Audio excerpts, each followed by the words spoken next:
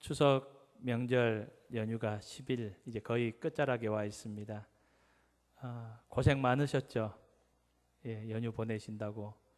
또 며느리들은 또 음식상 차린다고 이렇게 고생이 많았을 것 같습니다. 또 남편들은 운전한다고 고생도 많이 하셨을 것 같아요. 우리 서로에게 위로했으면 좋겠습니다. 수고하셨습니다. 예, 수고하셨습니다. 예, 하나님께서 이 시간 우리에게 새 힘 주실 줄로 믿습니다. 예, 오늘 우리의 본문 말씀은 시편 1편 말씀입니다. 우리가 잘 알고 있듯이 시편은 150편으로 이렇게 구성되어 있습니다. 여러분 150편 중에 각 편마다 표제가 있습니다. 표제에 보면은 누가 이 시편을 썼는지를 이렇게 명확하게 드러낸 시편들이 있습니다. 150편 중에서 누가 이 시를 지었는지에 대해서, 지은 이에 대해서 명확하게 밝히고 있는 것이 101편입니다. 101편 중에 거의 시편의 절반 정도를 다윗이 썼습니다. 다윗이 73편을 썼고요. 그리고 아삽이 12편을 이렇게 썼습니다. 그리고 고라의 자손들이 11편, 그리고 솔로몬이 2편, 그리고 각각 한 편씩 모세와 헤만과 에단이라는 분이 각각 한 편씩 이렇게 썼습니다. 그래서 이렇게 하면은 101편이 됩니다. 그리고 49편은 누가 썼는지를 이렇게 정확하게 알 수가 없습니다. 이 시편 150편이 되는데 그렇게 생각한다면은 만약에 시편 이름이 명확하게 나오지 않는 49편이 각각 한 사람씩 썼다고 이렇게 생각한다면은 56명의 저자가 이렇게 시편 150편을 기록한 걸로 우리는 생각해 볼 수 있습니다. 그러면 이 시편이 어떤 동시대에 쓰여졌을까? 여러분 그렇지 않습니다. 제가 말씀드렸듯이 모세가 한 편을 썼다고 했잖아요. 모세가 살았던 당시는 BC 1500년경입니다. 예, BC 1500년경인데 그러면 가장 최근에 이 시편을 쓴 사람이 누굴까요? 이 고라의 이 자손들이 어떤 사람들인고 하니까 이 고라의 자손들은 이 남유다가 멸망하고 바벨론의 포로로 붙잡혀가다가 돌아왔던 사람들입니다. 그러니까 이 당시는 BC 500년. 그러니까 여러분 모세와 고라의 자손들 이렇게 따져보면은 기간이 1000년 정도 됩니다. 이 150편이 1000년에 걸쳐서 쓰여진 시편들이라는 겁니다. 그러니까 시편 150편은 각기 다양한 저자들에 의해서 각기 또 다른 그런 시대적 배경을 가지고 쓰여진 이 시입니다. 이 시들을 후대에 누군가가 누군지는 우리는 알 수는 없습니다. 하나님께서 개입하셔서 또 이 일들을 하게 하셨죠. 근데 후대의 성경에는 누가 이 시편 150편을 1000년에 걸쳐서 쓰여진 50명이 넘는 지은이에 의해서 쓰여진 이 시편들을 누가 이렇게 모아서 150편으로 이렇게 편집했는지에 대해서는 잘 나오지 않습니다. 그렇다면 여러분 이 시편 150편을 어떻게 구성했을까요? 짧은 것부터 긴 것까지요? 만약에 그렇다면 119편이 제일 뒤에 나와야 되는데 119편이 제일 길잖아요. 그 순서도 아닙니다. 그러면 이 오래된 것부터 제가 말씀드렸죠. 이 모세가 쓴 것이 가장 오래된 것 1500년 전 BC. 지금으로부터는 몇 년이 됐을까요? 지금 2017년이니까 1500년에다가 2017년 플러스 하면 되죠. 예, 집에 가서 하십시오. 예, 그럼 모세의 시편이 90편이 제일 앞에 1편으로 나와 있는데 그것도 아닙니다. 그러면 여러분 시편 1편이 왜 제일 앞자리에 자리 잡고 있을까요? 시편을 이렇게 쭉 학자들이 살펴보니까 시편 1편은 시편 150편의 주제입니다. 주제. 하나님께서 이 말씀을 통해서 하나님의 마음을, 우리를 향한 하나님의 마음을 보여주시는 것이, 나타내시는 것이 계시의 말씀이라고 그러잖아요. 계시라는 것은 우리에게 드러내 주신 거예요. 하나님의 뜻, 우리를 향하신 하나님의 마음을 우리에게 보여주신 거예요. 이 시편 150편은 각각 시대가 다른 개인들의 신앙의 간증이거든요. 그들이 삶을 통해서 만난 하나님, 그들이 경험한 하나님, 그들이 찾은 하나님, 그 하나님에 대해서 그들이 시와 노래를 쓴 것이 시편입니다. 그렇다면 이 주제, 하나님께서 이 시편들을 통해서 우리에게 무엇을 말씀해 주고 계십니까? 바로 1편에 그 주제가 나왔다는 겁니다. 여러분, 1편은 어떻게 시작합니까? 복 있는 사람은, 복 있는 사람. 한번 옆에 분에게 이렇게 축복했으면 좋겠습니다. 당신은 복 있는 사람입니다. 하나님께서 우리를 향하신 하나님의 목적과 하나님의 계획과 하나님의 비전이 우리에게 복을 주시기를 원하신다는 겁니다. 이것을 주제를 1편에서 말해주고 있어요. 복 있는 사람은, 여러분, 이 고백이 저와 여러분의 고백이 될 수 있기를 소망합니다. 저와 여러분의 삶이 될 수 있기를 주님의 이름으로 축복합니다. 우리의 자녀들의 삶이 될 수 있기를 바랍니다. 여러분, 복 있는 사람은 이라고 이렇게 시작하고 있습니다. 여러분, 성경 곳곳에 하나님께서 이것을 우리에게 말씀해 주셨어요. 하나님께서 사람을 하나님의 형상으로, 자기의 형상으로 창조하셨잖아요. 창조하시고 나서 하나님께서 인생에게, 사람에게 행하신 가장 첫 번째 일이 무엇일까요? 창세기 1장 22절에 나오고 있습니다. 창세기 1장 22절 말씀에 하나님이 그들에게 무엇을 주시사? 복을 주시사. 하나님께서 하나님의 형상으로, 당신의 형상으로 우리 인간을 창조하신 후에 그 인간에게 가장 먼저 행하신 일이 복을 주신 일입니다. 하나님은 무엇보다도 우리에게 복을 주시기를 원하시고 기뻐하시는 하나님이십니다. 우리의 인생 속에, 우리의 삶 가운데 하나님의 복을 주시기를 원하시는 하나님이 바로 우리의 하나님이십니다. 여러분, 그리고 하나님의 형상으로 창조된 사람이 첫 번째 날을 맞이하게 됩니다. 그 첫 번째 날은 어떤 의미를 가지고 있습니까? 창세기 2장 3절 말씀에 보면은 하나님이 그 일곱째 날을 복되게 하사라고 이렇게 말하고 있습니다. 하나님께서 일곱째 날에게 복을 주셨다는 겁니다. 여러분, 성경에 보면은 하나님께서 복을 주시는 광경들이 많이 나옵니다. 하나님은 사람에게만 복을 주십니다. 그리고 사람이 소유하고 있는 그 생명체에게 복을 주십니다. 하나님은 사람에게만 복을 주세요. 그렇다면 여러분, 이 안식일 일곱째 날 안식일에 복을 주신 이 의미가 무엇일까요? 이 날이 복되게 하셨다는 의미는 바로 사람에게 복을 주시는 거예요. 이 날도, 이 날이 복을 받은 것은 어떤 의미가 있습니까? 이 날에 하나님과 함께 교제하는 사람, 하나님의 말씀대로 행하는 사람, 하나님과 함께하기를 기뻐하는 그 사람에게 복을 주시는 하나님이심을 성경은 말씀하고 있습니다. 여러분, 제가 여러 차례 여러분에게 말씀드렸던 내용입니다. 하나님께서는 당신의 백성들에게 복을 주시는데 제사장들을 세우셔서, 아론과 그의 아들들 후손이죠, 제사장을 세우셔서 그들을 통해서 복을 주도록 하셨습니다. 민수기 6장입니다. 민수기 6장 내용에 보면 이렇게 나와 있습니다. 그들은 이같이, 그들은 여기서는 아론과 그의 아들들, 제사장을 말합니다.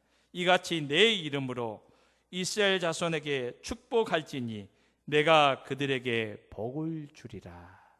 하나님께서는 제사장들을 세우셔서 하나님의 이름으로 축복할 때에 하나님께서 복을 주시겠다라고 말씀하고 있습니다. 베드로 사도는 하나님의 백성들인 저와 여러분 이렇게 말합니다. 왕 같은 제사장. 여러분, 저와 여러분이 왕 같은 제사장인 줄로 믿습니다. 그렇다면 오늘 우리가 하나님의 이름으로 우리의 자녀들을 축복할 때에 하나님께서 하나님의 복을 우리의 자녀들에게 주실 줄로 믿습니다. 우리의 가정에 주실 줄로 믿습니다. 이 민족에게 허락하여 주실 줄로 믿습니다. 저와 여러분이 하나님의 이름으로 축복을 선언하는 영적인 제사장들이 다 될 수 있기를 주님의 이름으로 축복합니다. 한번 이 시간 우리 서로 축복합시다.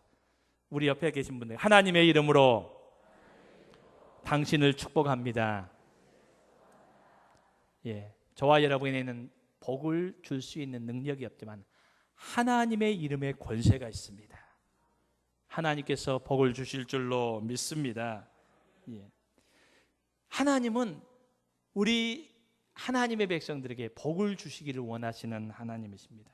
그렇다면은 여러분, 하나님께서 주신 복, 그 복을 받은 복된 인생, 복 있는 사람은 어떠한 삶을 살게 된다고 이렇게 오늘 1편에 말씀하고 있습니까? 1편 3절 말씀은 우리에게 이렇게 말하고 있습니다. 철을 따라 열매를 맺는다. 잎사귀가 마르지 않는다. 모든 일이 다 형통한다. 라고 이렇게 말씀하고 있습니다. 여러분, 우리의 삶이 모든 철을 따라서 풍성한 열매 맺는, 우리가 일한 대로, 우리가 땀 흘린 대로 소득의 열매가 있는 저와 여러분의 삶이 될 수 있기를 주님의 이름으로 축복합니다. 이 땅을 살아가면서 여러 가지 어려움도 있고요, 고난도 있고 영적인 가뭄도 있지만은 아무리 어려움이 온다 하더라도 항상 잎이 마르지 않고 청청한 저와 여러분의 삶이 될 수 있기를 주님의 이름으로 축복합니다. 그리고 우리의 모든 일이 그냥 한두 가지 일이 아니고요, 모든 일이 하나님의 축복으로 인해서 형통케 되는 복이 저와 여러분에게만 있는 것이 아니라 우리의 자녀들에게 있기를 소망합니다. 우리의 가정에 있기를 소망합니다. 어떤 사람이요? 하나님의 복을 받은 복된 인생, 복 있는 사람은 모든 일이 형통케 되는 복이 있다라고 성경은 말씀하고 있습니다. 여러분, 그러면 이 형통케 되는, 모든 일에 형통케 되는, 또 철을 따라 과실을 맺고요, 항상 잎사귀가 마르지 않는 하나님께 약속해 주셨잖아요. 그렇다면 우리가 이런 복을 받아야 되잖아요. 그럼 어떤 사람이 복 있는 사람인데, 어떤 사람이 복 있는 사람이고 또 어떤 사람이 이러한 복을 누리며 살 수가 있습니까? 1절에는 이렇게 말씀하고 있습니다. 악인들의 꾀를 따르지 않는 사람이라고, 복 있는 사람을. 두 번째로는 죄인들의 길에 서지 않는 사람. 세 번째로는 오만한 자들의 자리에 앉지 않는 사람. 여러분, 여기 죄인, 악인, 오만한 자 다른 사람이 아닙니다. 동일한 사람들입니다. 같은 부류의 사람입니다. 이것을 이 다른 표현으로 반복적으로 얘기를 하고 있습니다.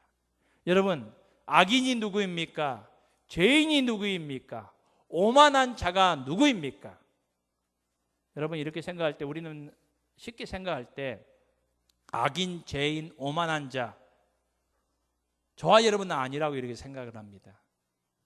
최근에 참 있어서는 안 되는 일이 우리나라에서도 일어나지만은 참 미국에서 라스베가스에서 그 총격 사건으로 인해서 많은 사람들이 희생을 당하고 다치고 하는 그 모습을 보면서 그런 사람 우리는 악인이라고 얘기하잖아요. 죄인이라고 얘기를 하잖아요.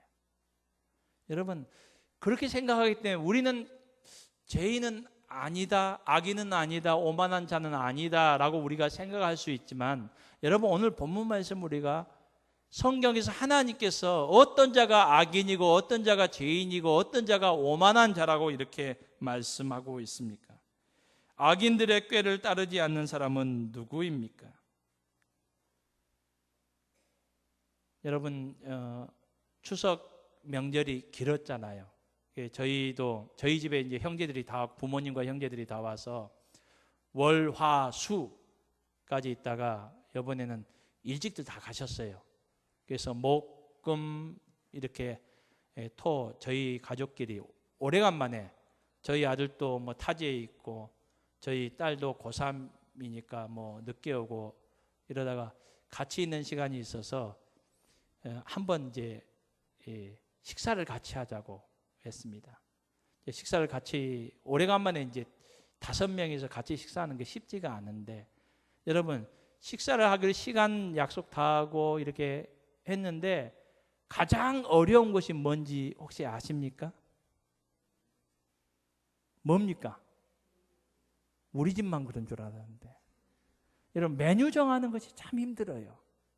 여러분 이럴 때는 어떻게 하는 게 제일 좋습니까?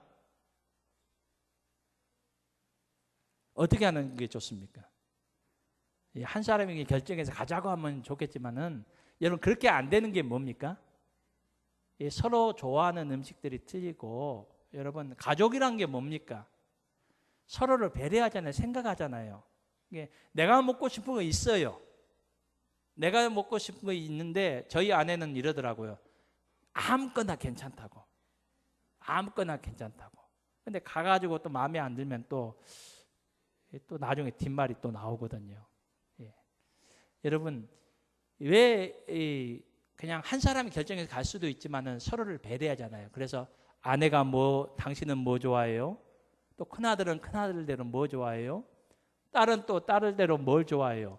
또 막내는 막내대로 뭘 좋아하는지 서로 얘기를 합니다. 항상 얘기하면 그게 모아지기가 쉽지가 않지만은, 그 시간이 쉽지는 않지만 서로를 배려하고 고려하고 생각하는 시간들을 갖습니다. 여러분 여기에 악인들의 꾀를 따르지 않는 사람이라는 것은 악인들의 생각을 따르지 않는, 거기에 동의하지 않는다는 거예요. 여러분 우리가 어떤 결정을 하고 어떤 판단을 할 때에 하나님을 생각하십니까? 하나님의 말씀을 고려하고 계십니까? 우리의 삶 가운데서 하나님을 생각하지 않고 하나님을 고려하지 않고 하나님의 말씀을 따르지 않는 것, 생각하지 않는 것, 고려하지 않는 것, 그러한 사람이 바로 악인의 꾀를 따르는 사람입니다. 악인의 생각을 따르는 사람입니다. 여러분 두 번째, 죄인들의 길에 서지 않는 사람은 어떤 사람입니까? 죄라는 단어가 하말티아라는 단어입니다. 여러분 잘 알듯이 여러 번 들으셨잖아요. 이 하말티아라는 죄라는 단어는 이런 뜻이 가지고 있습니다. 관역에 화살이 딱 똑바로 가야 맞잖아요. 그렇지만은 이 하말티아라는 것은 벗어난 거예요. 다른 방향으로 가는 것을 말합니다. 다른 방향. 이 말은 뭔고 하니까 하나님께서 우리를 향하신 뜻이 있어요. 계획이 있어요. 기뻐하시는 것이 있어요. 이거와 상관이 없는 거예요. 하나님께서 원하시고 가시기를 원하시는, 하나님께서 우리가 가기를 원하는 길은 여기 있지만은 그 방향과 다른 방향으로 가는 삶을 말합니다.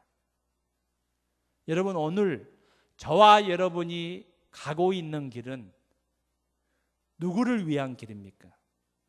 하나님께서 기뻐하시는 길입니까? 아니면 내가 좋아하고 내가 원하는 길입니까? 죄인들의 길에 서지 않는 사람이라는 것은 하나님께서 기뻐하시고 하나님께서 원하시는 하나님의 뜻을 맞추어 살아가는 사람, 그 방향을 향해서 나아가는 사람을 말씀하고 있습니다.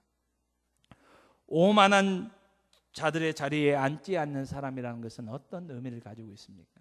오만하다는 것, 교만하다는 것을 말합니다. 여러분 쉽게 성경에 나오는 인물 중에 말씀드린다면은 누가복음 12장에 보면 예수님께서 한 가지 비유를 얘기하십니다. 어리석은 부자라고. 부자를 말씀하시는데 어리석다고 말합니다. 이 세상적인 관점으로 보면 어리석은 사람이 아니에요. 성공한 사람입니다. 성실한 사람입니다. 미래에 대한 준비가 되어 있는 사람입니다. 이 부자는 열심히 일했습니다. 수고했습니다. 미래에 대한 계획이 있었습니다. 그래서 미래를 위해서 잘 준비해서 자기의 창고를 넓혀서 거기에 다 그냥 노후 대책까지 다 했어요. 자녀들 것까지 위해서 다 준비했어요. 그리고 이 부자가 얘기를 합니다. 이제 마음껏 즐기고 한번 내 마음껏 한번 살아보자. 여러분, 성경에서 부자 되는 것은 잘못이다, 죄악이라고 말씀하고 있지 않습니다. 열심히 일하고 미래를 위해서 준비하는 것을 나쁜 거라고 말씀하지 않습니다. 오히려 장려하고 있습니다. 일하기 싫은 자는 개미에게 가서 배워라 라고 말씀합니다. 열심히 일할 것, 성실히 일할 것을 말씀하고 있습니다. 예수님께서 왜 성실해 보이고 미래를 위해서 준비한 이 부자에 대해서 어리석은 부자라고 말하고 있을까요? 이 부자에게 결정적인 잘못된 부분이 있었습니다. 이 부자에게는 하나님이 없었다는 겁니다. 이 부자의 슬로건은 이겁니다. 내 인생은 나의 것. 내 마음껏, 내 생각대로, 내가 원하는 대로 내 인생 내 것이기 때문에 내가 산다. 하나님은 어디 곳에도 없었다는 겁니다. 하나님이 없는 인생. 사랑하는 성도 여러분, 오늘 우리의 삶 가운데 하나님이 우리의 인생의 주인 될 수 있기를 주님의 이름으로 축복합니다. 하나님을 인정하지 않고 하나님이 없는 인생이 바로 교만한 인생입니다. 하나님이 이 세상의 모든 것의 주인 되시고 우리의 생명의 주인도 하나님이신데 이 하나님을 잊어버리고 하나님 없이 나 혼자도 잘 살겠다고 하는 인생이 바로 오만한 인생이고 교만한 인생이라고 말씀하고 있습니다. 이런 인생들은 결코 하나님의 복을 받을 수 없음을 성경은 말씀해 주고 있습니다. 여러분, 그리고 5절 6절에 보면은 두 그룹을 말하고 있습니다.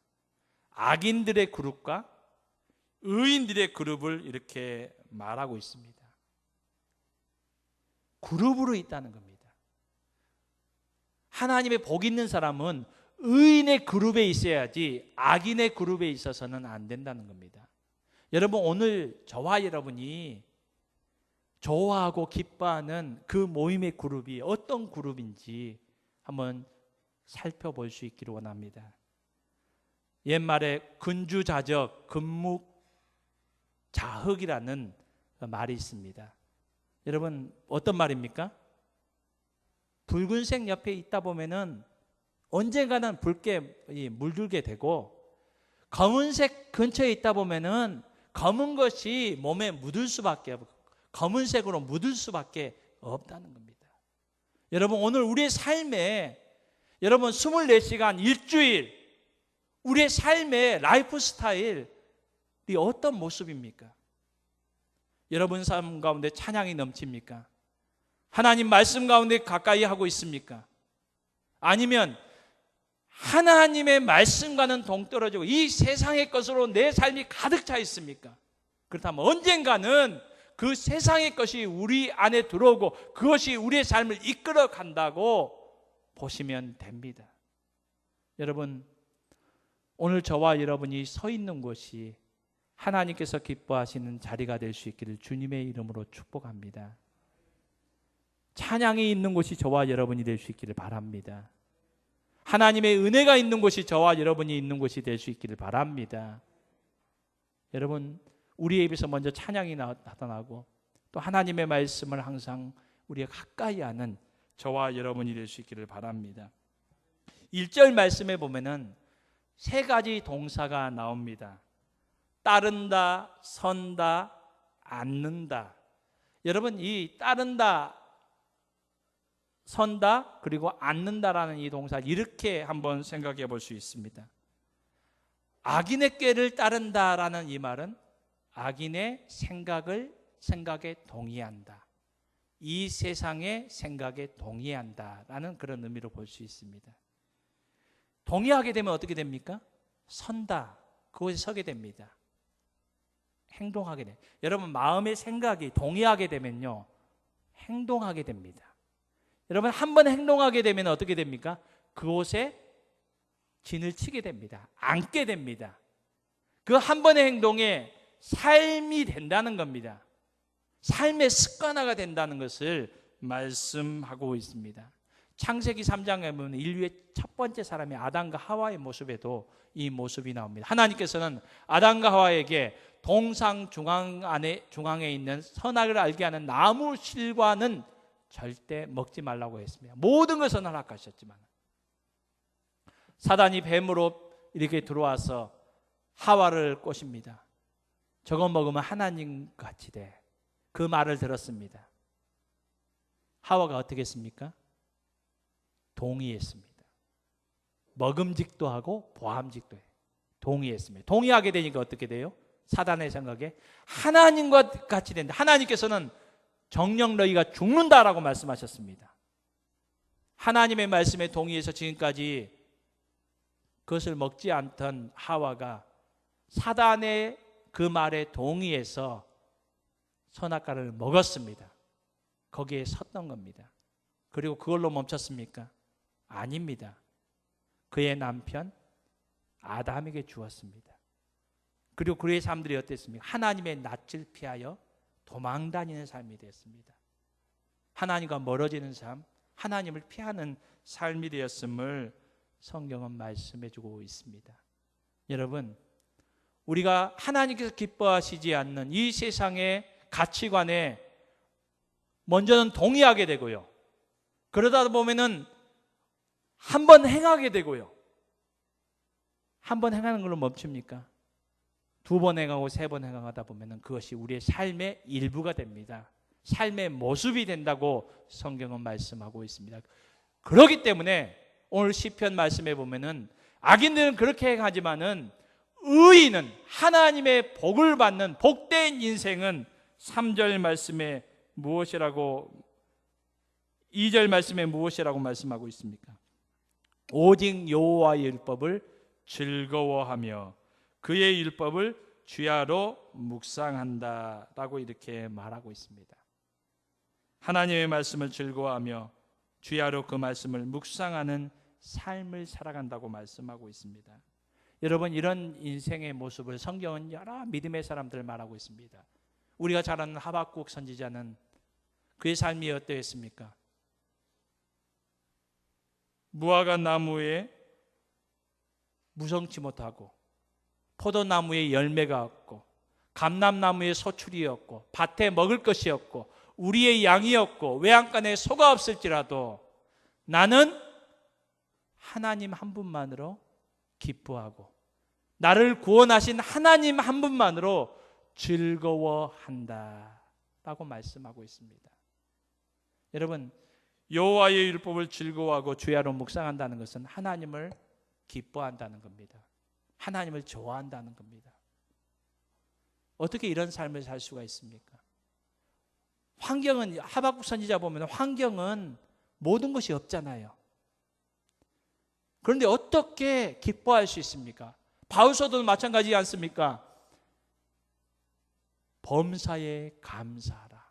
항상 기뻐하라. 바울사도가 그렇게 살지 않으면서 그렇게 했을까요? 아닙니다. 그는 로마 감옥에 갇혀 있는 상황 속에서도 나는 기뻐한다 라고 이렇게 빌립보서에서 고백하고 있습니다. 여러분, 우리들도 이런 경험이 있잖아요. 여러분, 진짜 좋아하는 사람과, 특별히 여러분 그 청년 때, 청춘 남녀일 때 진짜 좋아하는 사람과 같이 있다 보면 여러분, 근사한 레스토랑이 아니라 그 저녁에 그냥 뭐 길거리를 추운 밤에 길거리를 같이 걷기만 해도 여러분 좋았죠? 저만 그런 경험이 있나요? 여러분, 환경이 막 좋지 않아도 진짜 좋은 사람과 같이 있으면은, 좋아하는 사람과 같이 있으면은 거기가 어디라도 같이 있는 것 그 자체만으로도 좋잖아요. 여러분, 지금 믿음의 사람들의 고백은 이런 고백이에요. 지금 모든 것이 없어졌어요. 힘들어요. 어려워요. 그렇지만은 그들이 기뻐할 수 있고 감사할 수 있었던 이유는 하나님이 그들과 함께 하셨기 때문입니다. 하나님으로 만족했기 때문입니다. 하나님을 좋아했기 때문입니다. 바로 오늘 시인의 고백이 그러한 고백입니다.